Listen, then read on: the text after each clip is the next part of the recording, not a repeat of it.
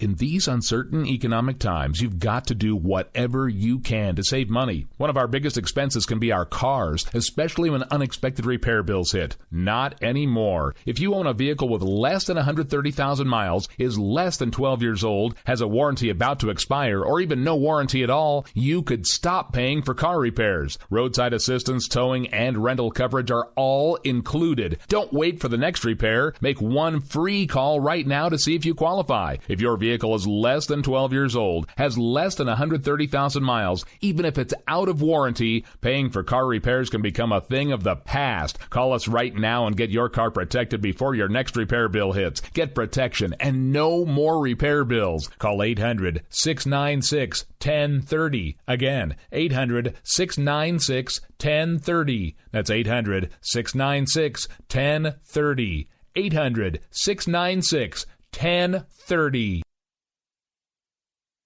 Joe had huge problems with the IRS. I knew it was coming. I hadn't filed taxes since 1990. All the IRS letters coming in added up to a nightmare. To get up to like $68,000, my heart started beating fast. It's like, there's no way, man. I mean, I ain't going to be able to do this. Then they stopped his paycheck. So that's when I started making phone calls and found U.S. Tax Shield. U.S. Tax Shield went to work immediately. They just took the bull by the horns. What blew my mind is he called the IRS right then and there. So why is U.S. Tax Shield A+ rated with the Better Business Bureau? Joe knows. They saved me a ridiculous amount of money. If you owe more than $10,000 to the IRS or state, choose the company Joe chose, U.S. Tax Shield. It was the best decision I made. U.S. Tax Shield is the way to go. Life is good. Thank you, Lord.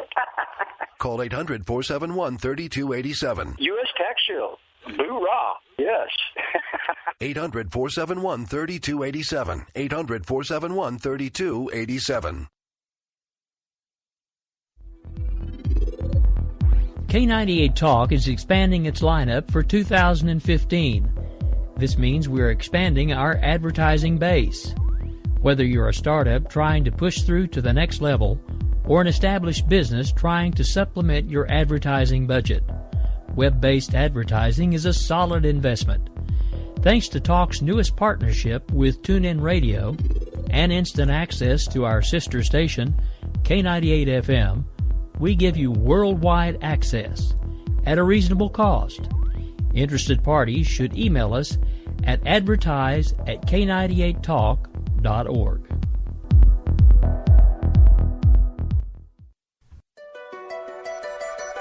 The leader in talk radio on the Internet, right here on K98 Talk and the Spark Radio Network.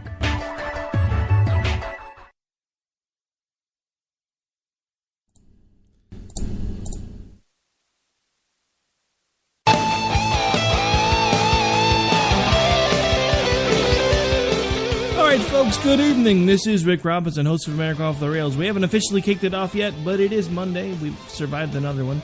Now on to Tuesday, and how quickly can we get to Friday? I only say this because it seems like 5 minutes ago I was just signing off for the weekend. Just throwing that out there. All right, so when we come back, we will have Belle River with us for the hour. The host of For Whom the Bell Tolls will be joining me for the entirety of the hour.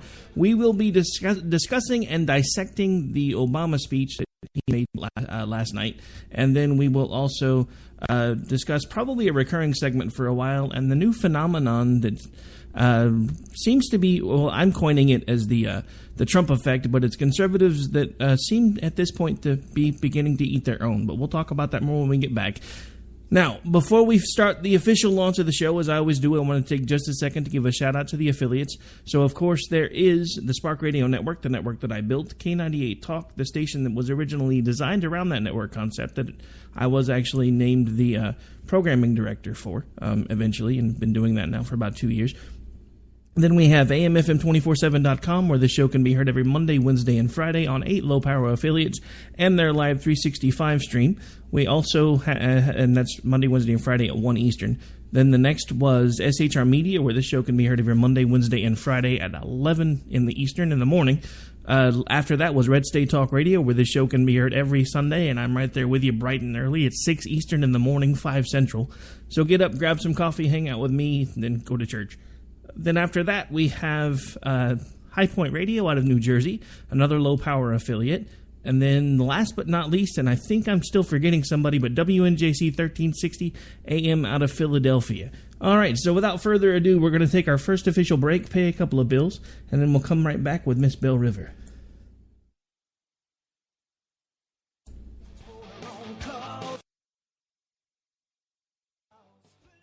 All right, folks, this is Rick Robinson with you. I want to tell you about some friends of mine from a company called Security Enforcement Specialists.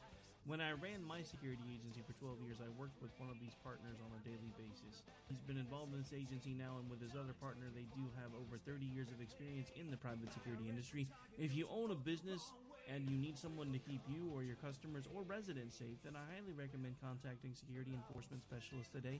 Give them a call at 405-703-1796. Again, that's 405-703-1796. Again, tell them Rick from K98 Talk sent you. Like I said, if you need the help, they are here for you. So make sure that you go look them up, check them out, and see what they can do. Wrong way. Welcome to the place.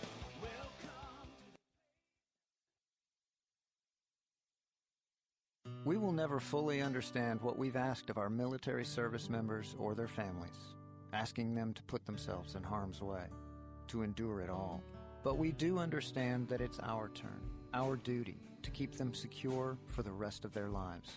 Wounded Warrior Project long-term support programs help our most severely ill or injured veterans live independently, at no cost, for life, so that they might stand at ease. Join us at findwwp.org.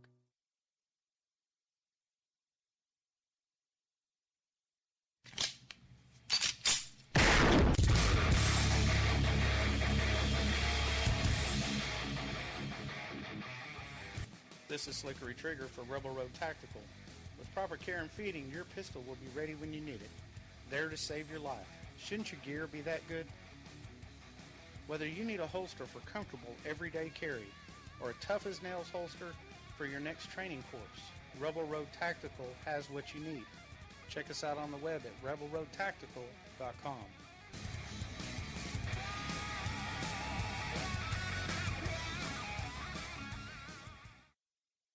We will keep this promise to the American people. If you like your doctor, you will be able to keep your doctor, period. If you like your health care plan, you will be able to keep your health care plan, period. This is the most transparent administration in history. Not even a smidgen of corruption. Fact is, we had 4 dead Americans. What difference at this point does it make? If you got a business, you didn't build that. Oh, welcome to the face. Welcome to the face of the new democracy. Don't expect us to admit a mistake. We're paying off election debts to those on the take. Attorney General's lying even while it's time to hear the truth about America's biggest challenges. You're listening to America Off the Rails with your host, Rick Robinson. All right, folks. Well, again, happy Monday. This is America Off the Rails. I'm your host, Rick Robinson. We do have a special Monday co-host with us this evening. Good evening, Lou. How are you? I'm good. I am special, aren't I? Well, of course you are. Yeah, let's not get into the details on that, though. Thanks. Well, you know. You opened that can of worms, ma'am, not me. Yeah. All right, so how are you this evening?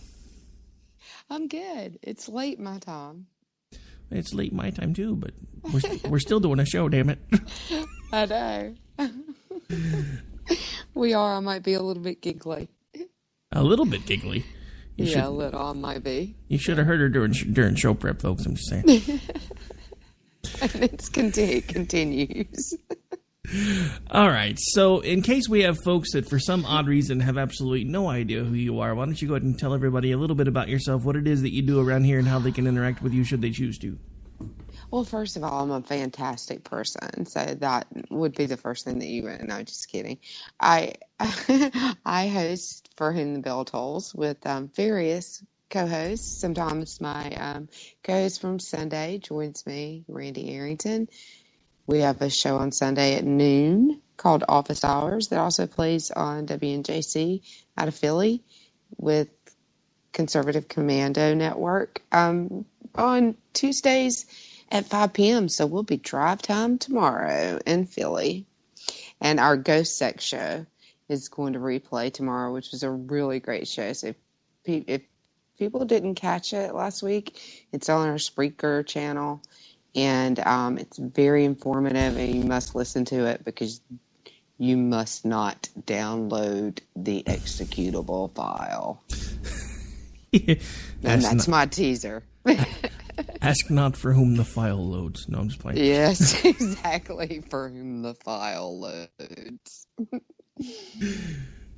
All right, so I guess we might as well get into it at this point, because I don't know about you, but everybody's been talking about, as I like to call him, Old Barry Big Ears, because, you know, he decided to preempt everybody's television viewing last night and get his little 2 cents in here and there about the San Bernardino incident, which, of course, at first he wouldn't admit was terrorism. Now suddenly he's saying that it is terrorism, but we'll get to that in a minute, too.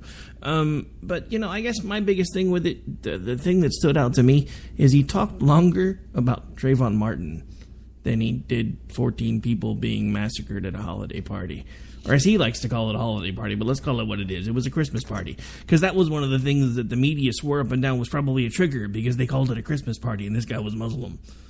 Just saying. That's pretty ridiculous. If, you know, the word Ramadan doesn't trigger me, then Christmas should not trigger anyone. Okay, so just for the record, speak for yourself, because every time I hear Barry talk about a Ramadan dinner in the White House, I'm officially triggered. I'm just saying. No, I'm not triggered by they don't scare me. I'm not bothered by their holidays. Why would I be? I think that's just, I'm not saying that you're silly, Rick, because I know you're being sarcastic, but that's silly. Is that not silly? Well, no, it is, but, you know, I mean, I had to go along with it. But at the same time... I know, exactly. At the same time, I guess the biggest thing for me with all of it is, you know, I've never... And I guess Dr. A was one of the first ones to point that out to me. Because he'll be the first one to say, as far as he's concerned, Obama's a Muslim. Which, from a naval aviator and an aviator instructor and a college professor and everything else, I have to say my jaw hit the ground the first time I heard him say that. But then he started pointing out all those things like we were just talking about. Like, when have you ever had a president in the White House hold a Ramadan dinner? Not once, not twice, but for 7 years running. Yeah. Yeah, exactly. Well, yeah, I mean, you know, with on office hours, one of our drinking words is Islamo-communist, because that's truly how Dr. Arrington feels about the president. And I mean, it's just silly to say that he's not. He was raised, he was raised as a Muslim. I think it's silly for anyone to pretend that he's not. I think it's silly for him to pretend that he's not. And it's just another thing that politicians do for expediency. But before we get into this speech, because this has actually opened up a pretty interesting topic, because, you know, I've been one of those ones kind of with it in the back of my mind this entire time going, you know, if it looks like a duck and it walks like a duck and it quacks like a duck, it's probably a duck. But then the more forgiving side of me just says there's no way, because, I mean, honestly, if he is a Muslim, did he say he was a Christian and hang around in that crazy church just because he knew at some point he wanted public office and he knew as a Muslim he'd never get elected? Or is there another reason? Well, I certainly think that he has known and been pretty focused on public office, and specifically the presidency, for quite some time. I think that his groomers from years and years and years ago had their eye on him, probably because of, it's not, you would call him an affable guy when you don't agree with him and you watch him, and certainly he's not, because he can't get anything done in Washington, and affable people can get things done with Congress. But I think that he comes across well enough and he speaks well enough. He was groomed, and it would not surprise me at all if that was exactly what he did. You have seen politicians all of my life do things just for political expediency. It's nothing to do with their character, nothing to do with what they believe. It's just to get, Jim Webb. How many parties has Jim Webb been in? How many different? Yeah, exactly. I was going to say, at this point, if it was a punch card, he should be able to make a party of his own by now. Exactly. He'd be due a free lunch if it was a punch card. So, yeah, it's just, it wouldn't surprise me at all. He was raised Muslim in the Philippines. And, it's not really typically something that people leave behind. It's like leaving Judaism behind. So one thing for me to convert from being Catholic, from being Baptist to being Catholic, that's not that much of a change, really. People think it is, but it's really not. I don't know. As a practicing Baptist, I've been to Catholic weddings. You are a brave soul. That's all I'm going to say. It wasn't easy. The up, down, sit, kneel, stand, up, down. No. The last Catholic.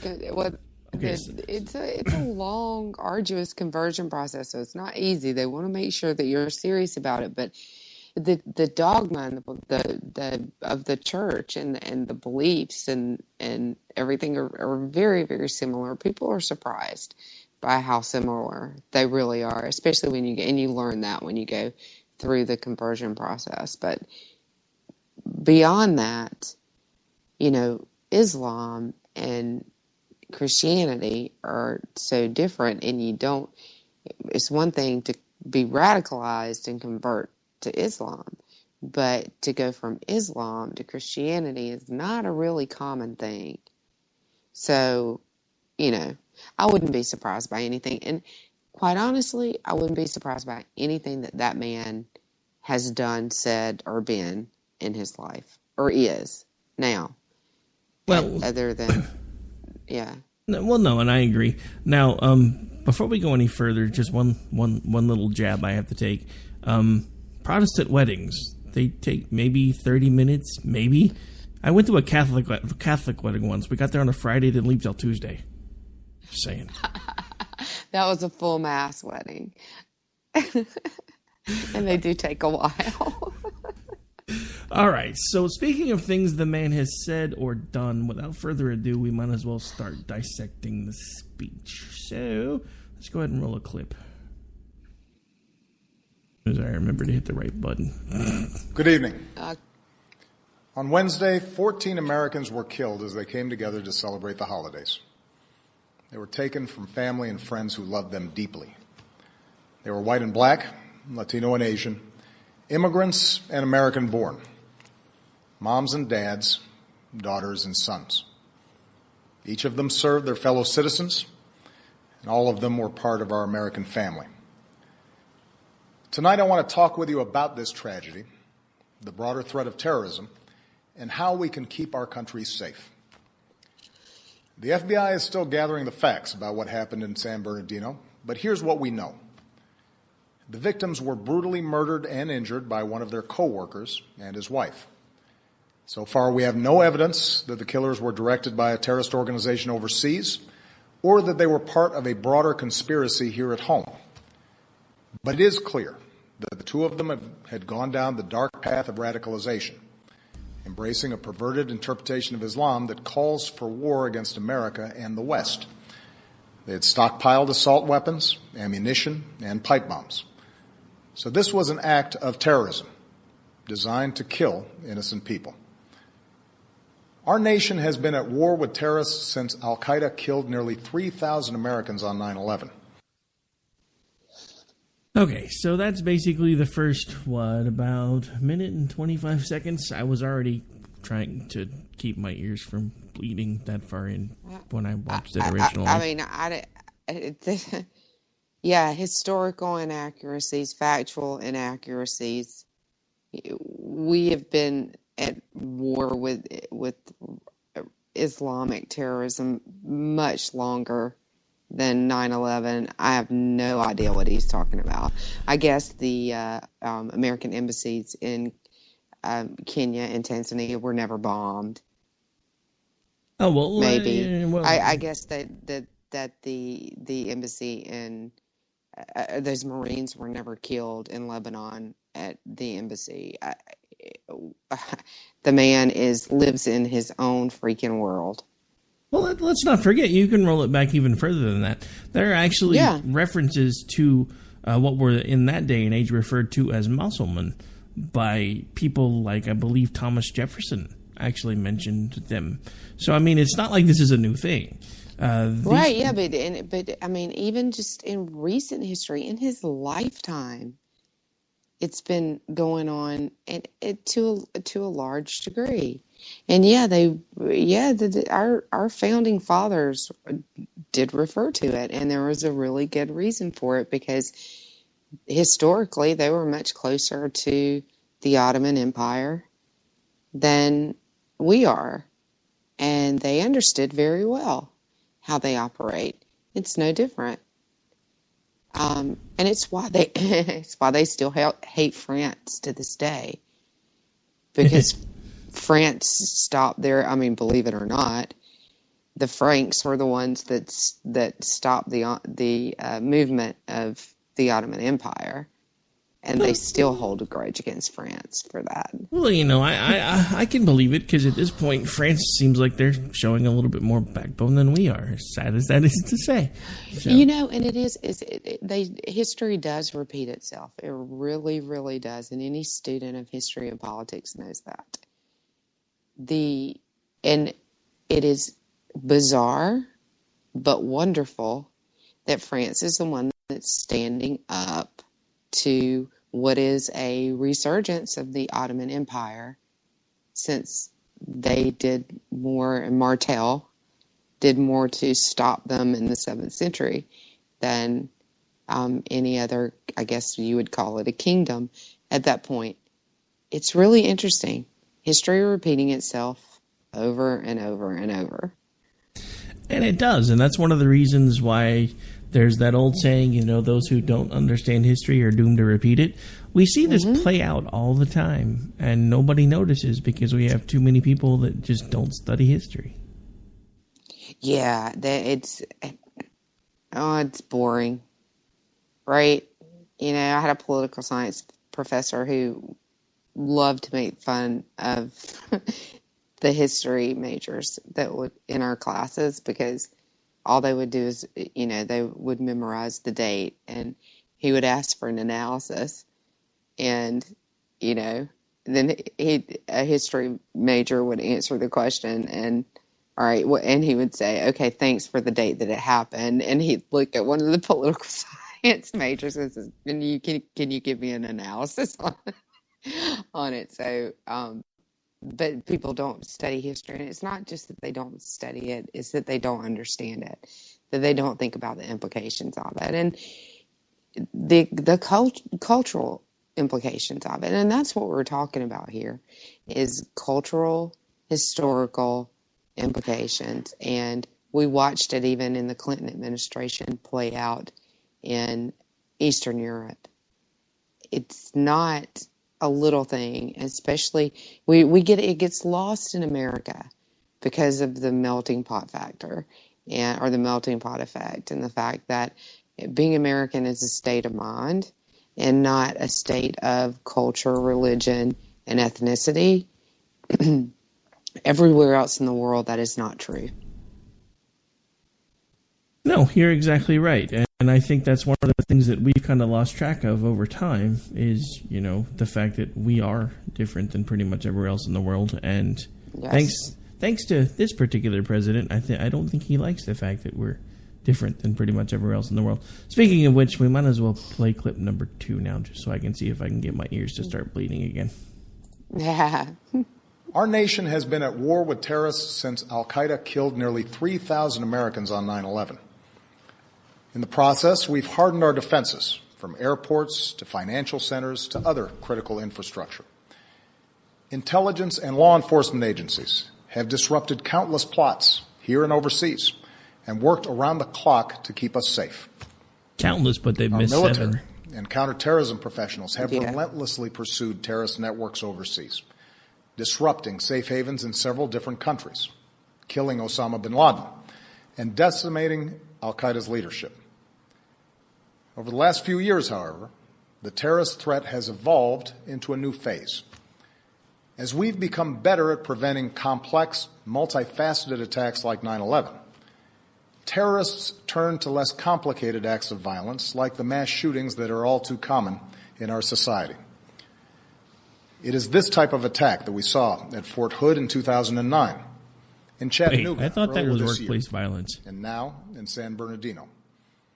Not as anymore, groups I like guess. ISIL grew stronger amidst the chaos of war in Iraq and then Syria, and as the internet erases the distance between countries, we see growing efforts by terrorists to poison the minds of people like the Boston Marathon bombers and the San Bernardino killers. So wait, hang on.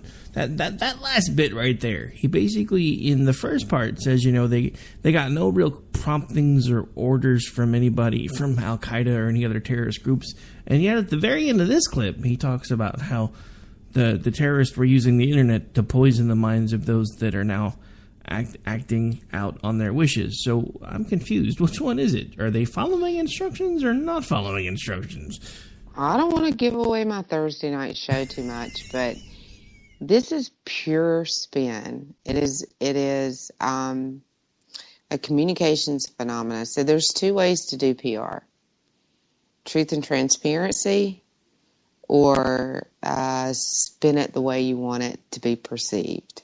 So I'm going to take a stab and say truth. this isn't the truth and transparency approach. No, this is not the truth and transparency approach. It's how can we fit the facts, or our version of the facts, into a narrative that we want people to believe. And anyone who understands the fact, this is why it makes your ears bleed. You listen to that, he contradicts himself several times, just like you said. He puts the blame, the accountability that is really on him, he puts on the terrorists themselves. Well, the terrorists are going to, and always have, always will, find a way around whatever you're doing. It's your job to keep up with them. He hasn't tried to do that. He's had no interest in doing that.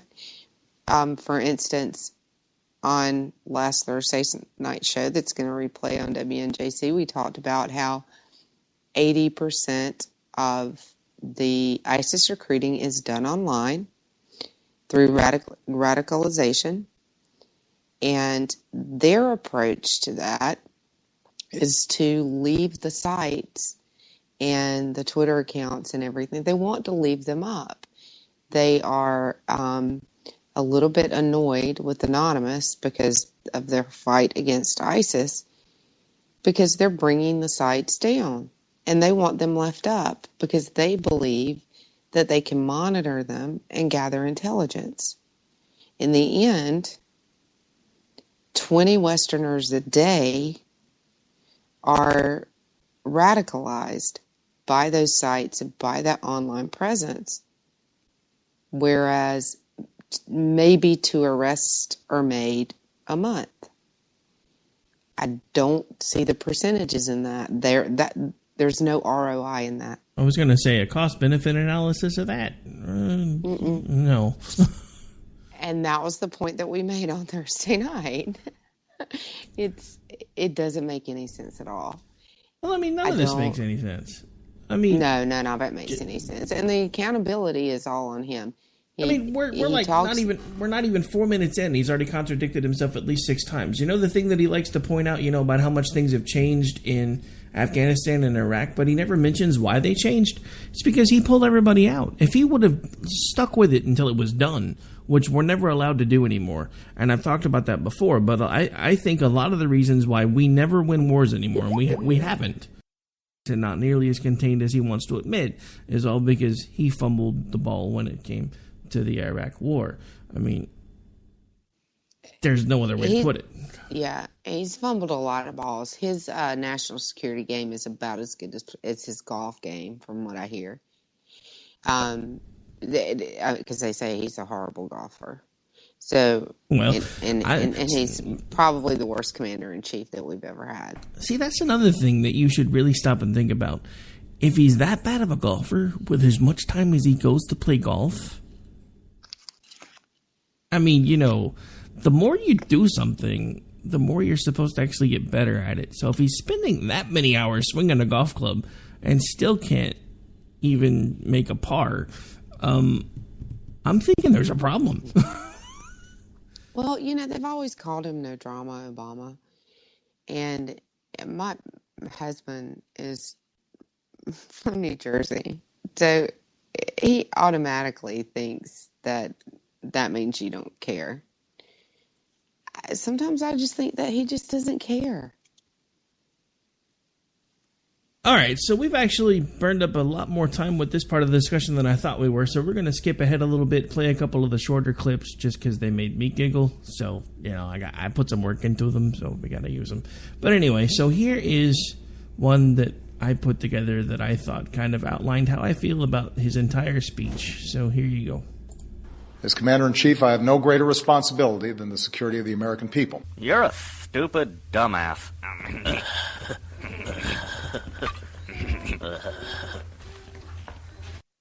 I'm sorry. Anytime he starts opening his mouth, I start hearing in my head his old Beavis and reruns, so I just had to share with the rest of the world. Just saying.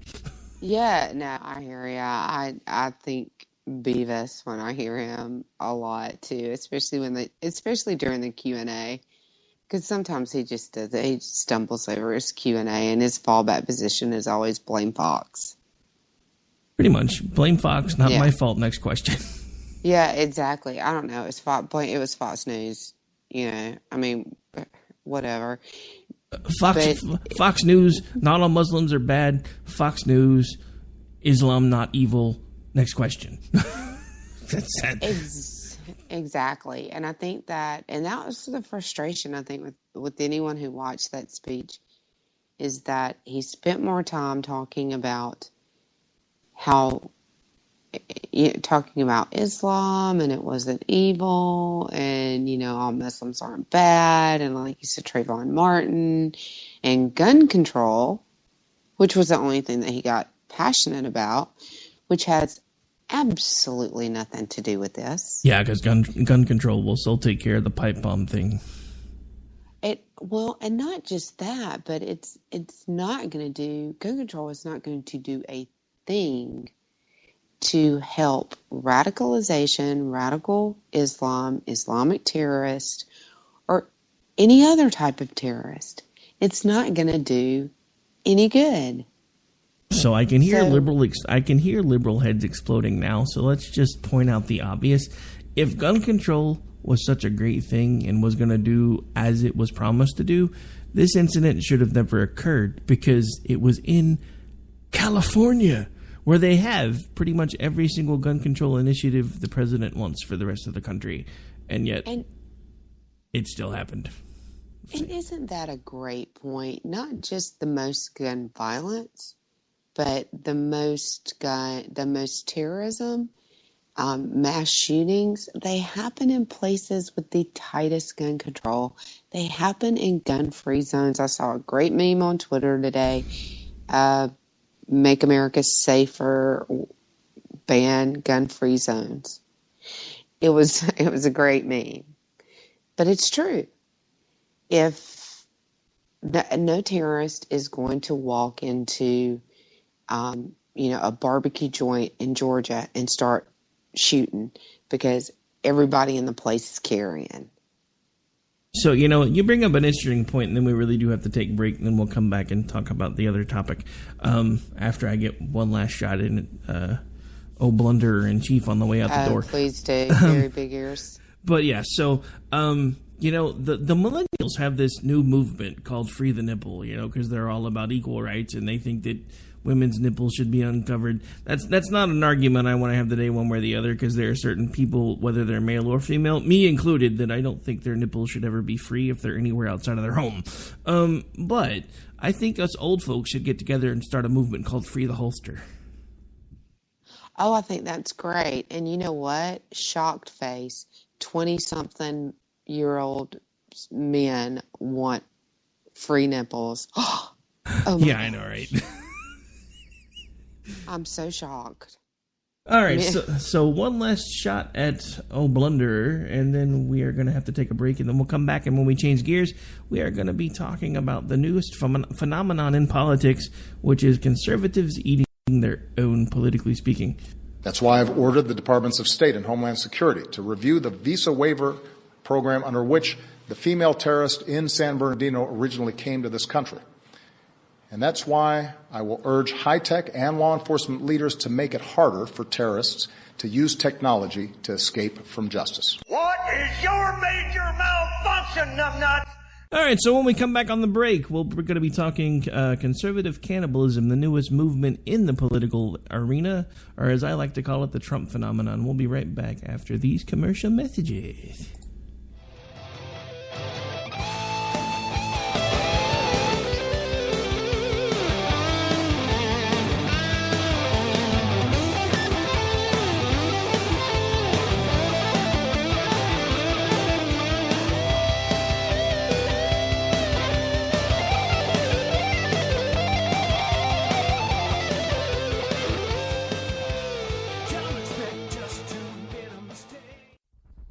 A show that will change internet radio as you know it.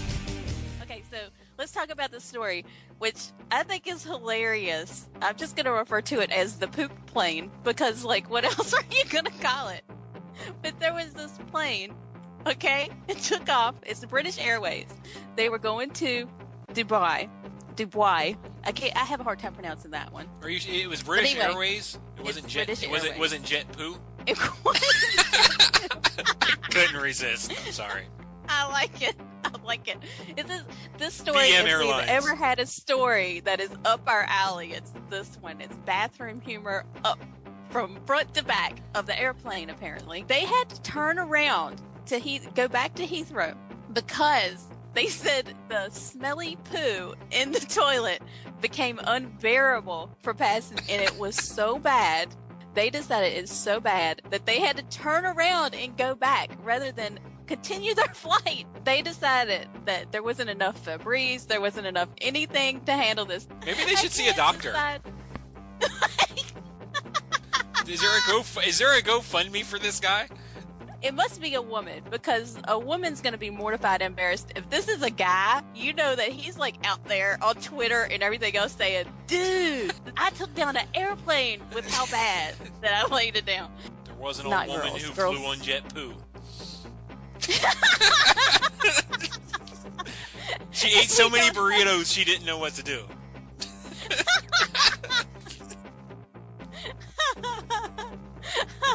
So we turned the plane around because they made a big stink. We've just made it into a haiku at the end, but there had to be something. Real Serious Nonsense, Mondays, 9 p.m. Eastern Time, now on K98 Talk. Our military service members volunteer to protect us in the most dangerous places around the world. They step up.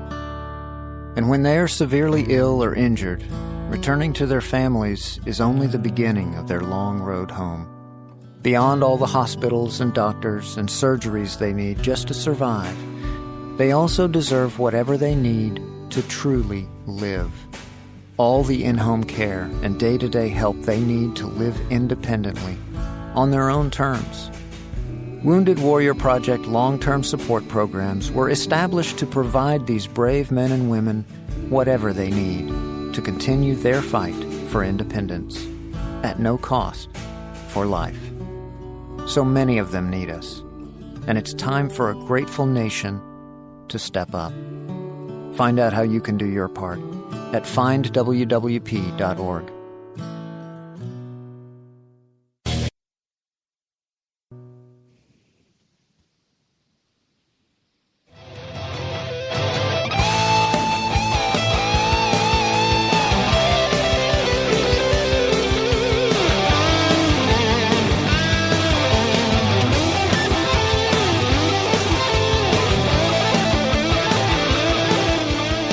Folks, we are back. We are live on a very special edition of America Off the Rails on Monday, December the 7th, Pearl Harbor Day. just in case anybody forgot, this is the day that the Japanese basically sucker punched us, and then that drew us into World War II, which I'm afraid it. I'm not even going to say it because I don't want it to come true. But let's never mind. Okay, so we're going to change gears before I stick my foot in my mouth and say something that I'll feel bad about later. Now, as if promised, you don't, I probably will. So don't worry about it. Well, I mean, for the last part of the show, we're going to go ahead and change gears anyway. We're going to talk about the fact that it seems like, in my estimation, and you've actually mentioned something similar, that seems like we have, in this election cycle, even more than the last, had a phenomenon of conservatives basically turning on one another and basically just completely going insane. So much so that I decided to put together a little segment for this because I think it may actually start being, if nothing else, a weekly segment, and we're probably going to entitle it The Trump Phenomenon. It rubs the lotion on its skin. It does this whenever it's told. It rubs the lotion on its skin or else it gets the hose again. A census taker once tried to test me. I ate his liver with some fava beans and a nice Chianti. Okay, so I'm just going to say this right now. I have people that I know, people in my family that are Trump supporters. I'm not saying you can't support your guy, but there are some of you that when you get going on social media, and even some of you in person, when you start talking, that last little clip, that's what I hear. Just so we're clear. In your head? Uh-huh. FYI, Trump pumpers, that's what I hear when you... I've been a little nicer. I've actually started calling them Trumpkins, but that's only because now I have this whole idea for a parody song that's called Smashing Trumpkins. Yes, and that was hilarious, actually, when you said that the other day. And as you know, because I pretty much died laughing when you said it the first time, my favorite one was Trumpalumpas, because the Oompa Loompas from Willy Wonka, that's really what they remind me of. Trump is Wonka, and they're Trumpalumpas. And it's really sad. And I was going to read some tweets on air from one of our favorites. Oh, sure. And lo and behold, she's wiped her timeline. Oh, no.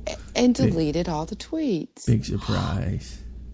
That is a very common practice among these people.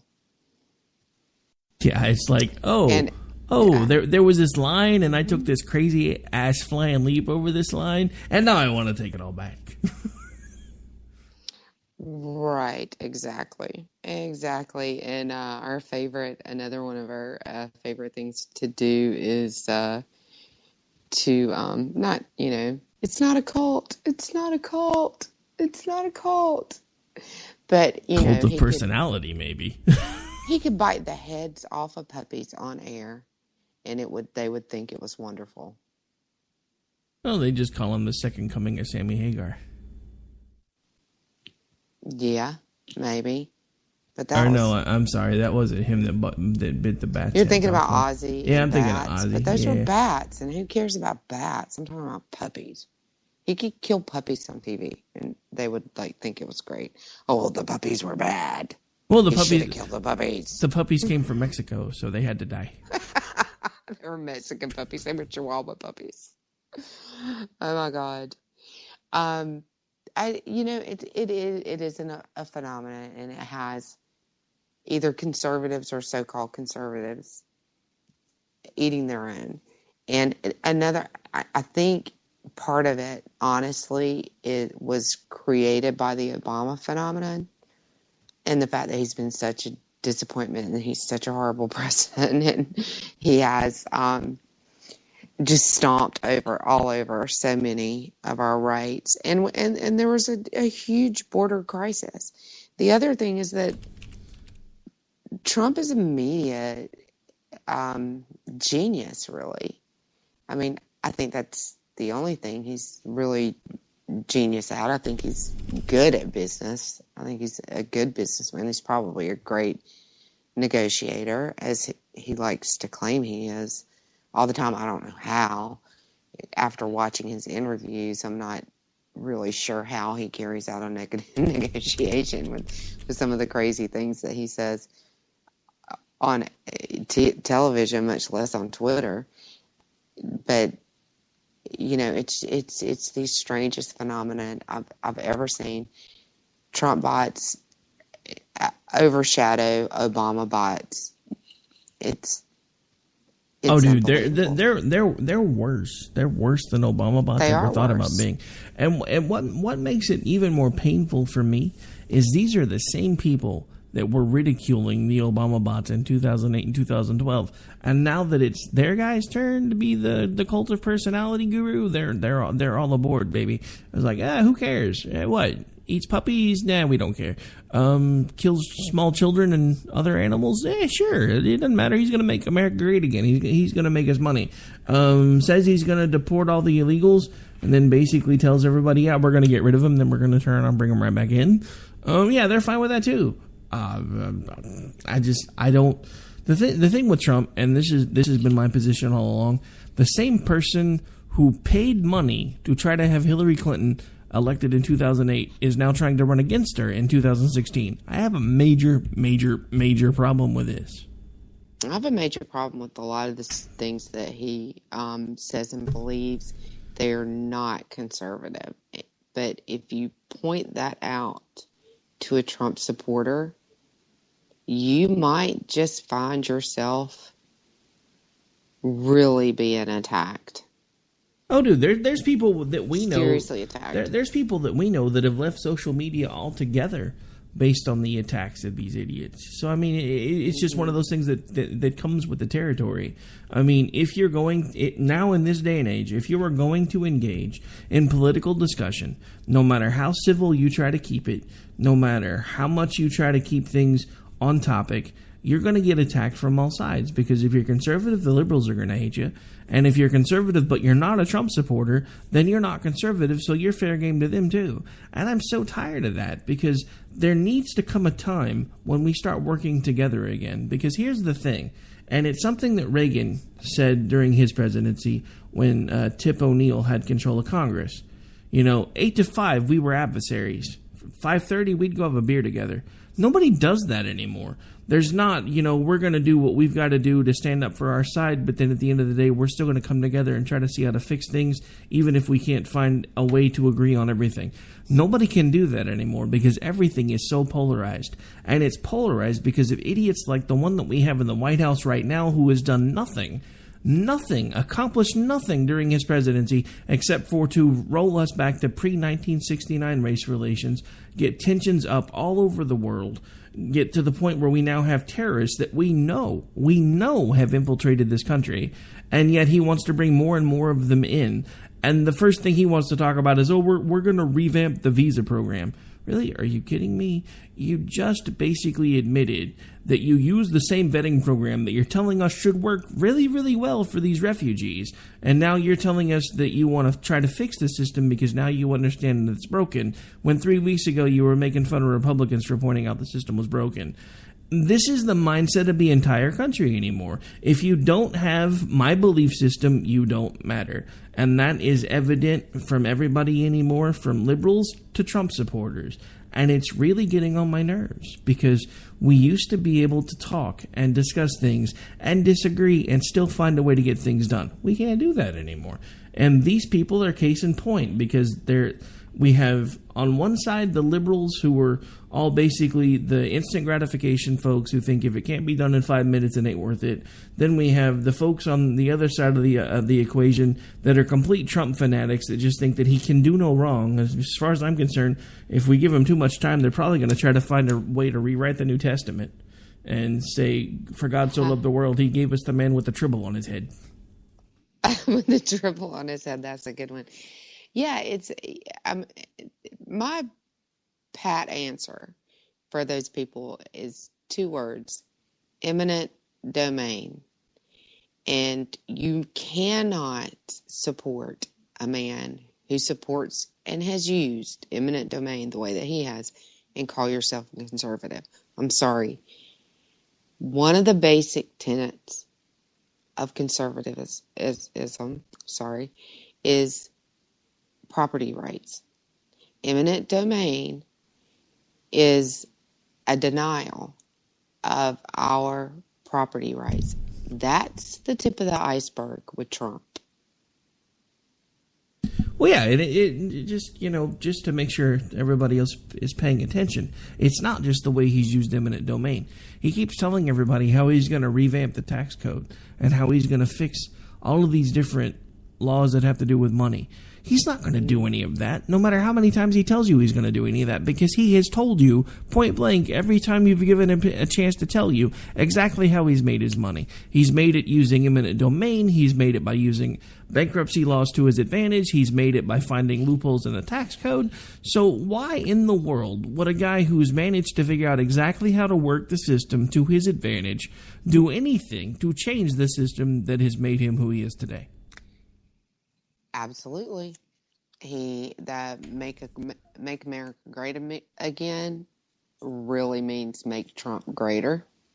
Trump is for Trump. And not that there's anything wrong with that, but I mean, because everybody, to some extent has to look out for number one, except the president. If you want to run for president, or if you want me to vote for you, you better at least make me believe by your actions and not by your words that you're looking out for me and not for yourself.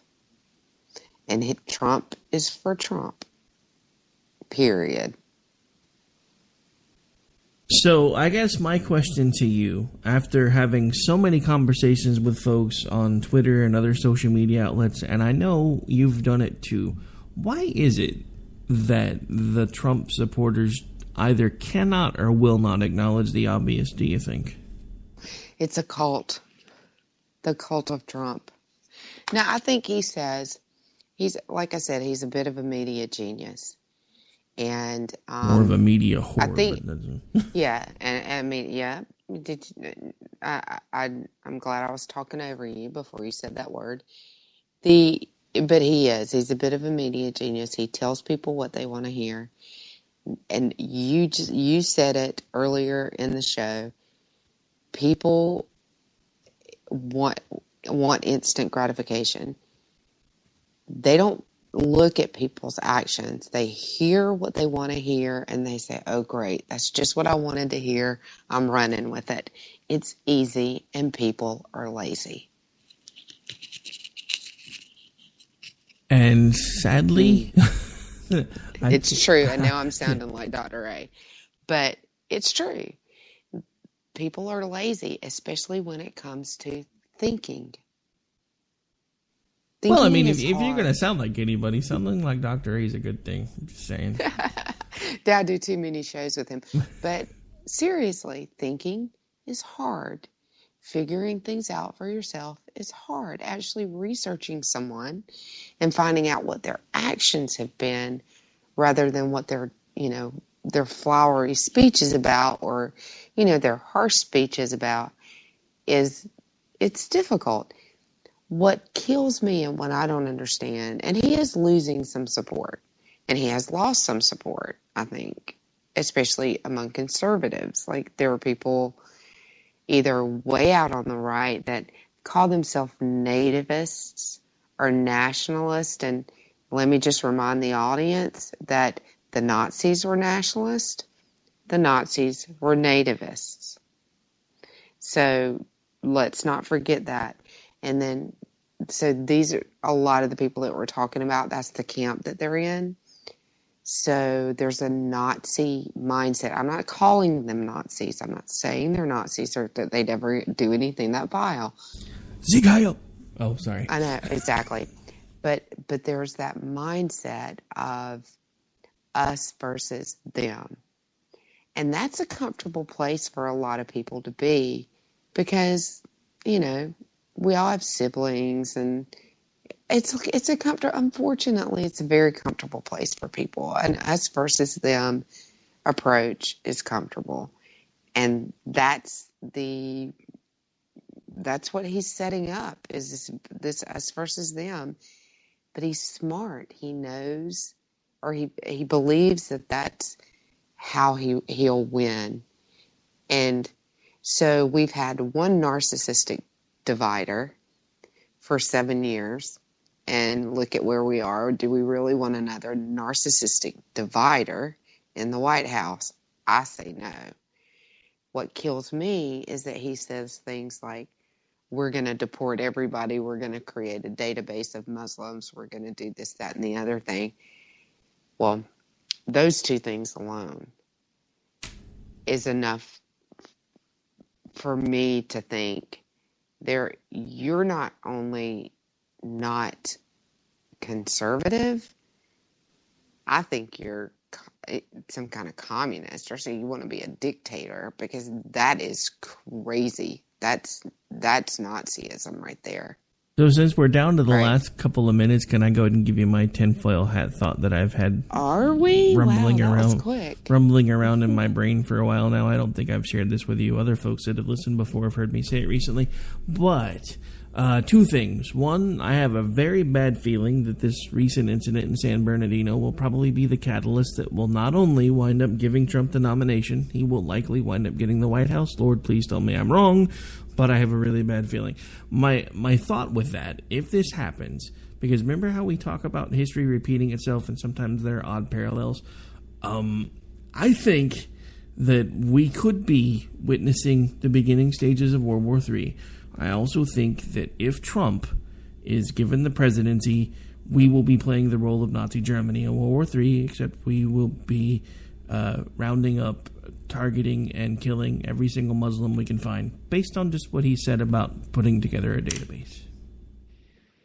Right. I think that bothered me a lot, and I want to be safe, but we've had presidents that managed to keep us very safe without collecting databases of people, and we've fought like crazy to get rid of the metadata collection from the NSA that the NSA was doing, and thankfully it expired the other day. And now conservatives are supporting a man that wants to create a database of Muslims. And it goes back to that old saying, they came for your neighbor, you didn't say anything. They came for your family, you didn't say anything. And when they came for you, there was no one left to say anything. Pretty much. I mean, because look, we can talk all the rhetoric about Islamic extremists we want, and I'll be the first one right there with you that says that that's not something that we need in this country. But the simple fact of the matter is there's not an easy way to tell who is and is not an extremist, and I'm not comfortable with rounding up an entire population of folks and shoving them in ovens. That's happened once before. It's not going to happen again. Not if I can help it. I'm not a fan of rounding up people at all, because it ends up with shoving them in ovens or with some sort of abuse, and it's kind of violates the Fourth Amendment. You think? A little bit. A little, yeah. Well, yeah, So, and I'm nothing if not a constitutionalist. So, you can mess with a lot of things, and I will be able to live with it. But mess with the Constitution, that's my line in the sand. Yeah, there's I don't care who you are. I don't care if you're a Republican. And you know me, I'm an independent anyway. But I don't care if you're a Republican, Democrat, or, Democrat socialist like Bernie. Mess with the Constitution and the Belle's going to turn into the winch. See, I don't know how you could be a Democratic socialist and not mess with the Constitution, though. Yeah, that's a really good point. But yeah, speaking of the Fourth Amendment, there was a clip that we didn't have a chance to play, which was one of the segments towards the middle of the speech, where he started outlining some of the things that we needed to do at home, which also talked about some databases and a few other ideas that he had. And the first thing that started screaming in my head was Fourth Amendment violation. That violates the Fourth Amendment. That violates the Fourth Amendment. But, Obama was only a constitutional scholar and an adjunct professor. Right, exactly. Well, one thing that constitutional scholars can do is find ways around the Constitution. So you can take that, you can approach that two different ways. So you can be Ted Cruz and protect the Constitution, or you can be Barack Obama and try to tear it down. But this week, they have attacked our First Amendment rights, our Second Amendment rights, and our Fourth Amendment rights all in 1 week at the presidential level. And that is disturbing to me. That's where the Belle turns into the winch.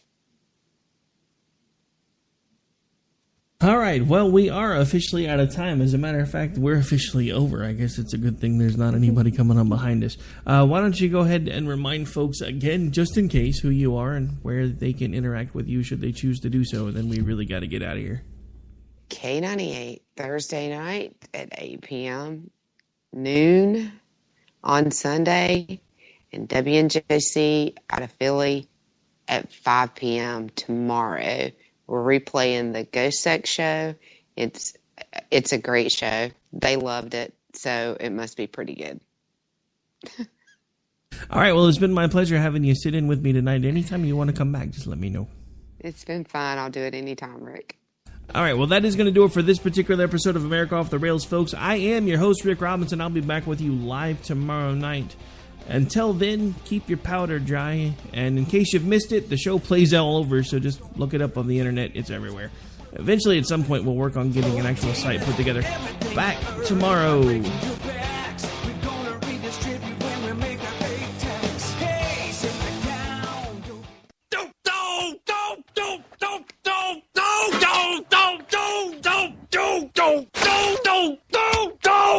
You guys, I'm going home. Later. Game over.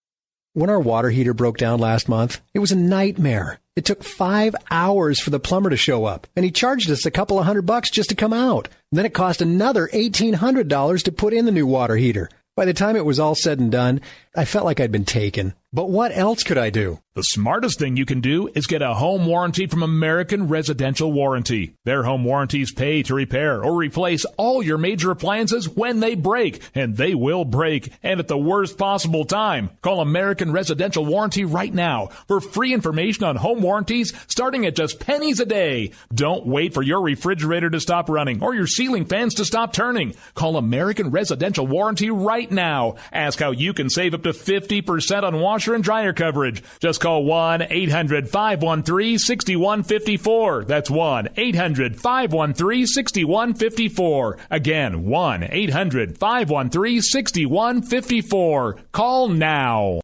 Tired of paying outrageous prices for Viagra? Well, we have great news for you. Now you can finally get Viagra at huge discounts. Healthy Man allows you to save up to $500 on Viagra. Why pay U.S. pharmacy prices of $15 per pill or more when you can get Viagra for less than $3 a pill? Call today and get 40 Viagra pills for only $99. This can cost as much as $600 at your local pharmacy. You can't afford not to call us. If you want Viagra at the lowest prices, never pay $15 a pill pharmacy prices again. Get Viagra for less than $3 a pill. Call 1-800-516-7602 today and save up to $500 and get 40 pills for just $99. Healthy Man is fast, easy, and affordable. Operators are waiting at 1-800-516-7602 to take your call right now. Call 1-800-516-7602. That's 1-800-516-7602. Again, 1-800-516-7602.